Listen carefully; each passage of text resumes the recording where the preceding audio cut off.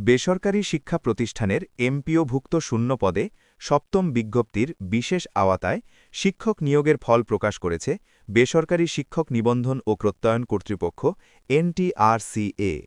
প্রকাশিত ফলাফলে ১১,৭১৩ জন নিয়োগের জন্য সুপারিশপ্রাপ্ত হয়েছেন।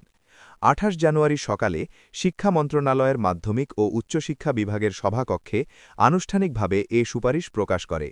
গত ৪ জানুয়ারি প্রকাশিত সপ্তম নিয়োগ সুপারিশ বিজ্ঞপ্তির বিশেষ আওতায় নিবন্ধনধারী প্রার্থীদের আবেদনের প্রেক্ষিতে প্রার্থীদের মেধাক্রম, পছন্দক্রম ও প্রতিষ্ঠানের চাহিদার ভিত্তিতে বেসরকারি শিক্ষা প্রতিষ্ঠানে এমপিওভুক্ত শূন্য পদে প্রথম প্রবেশ পর্যায়ে শিক্ষক নিয়োগ সুপারিশের করা হয়েছে।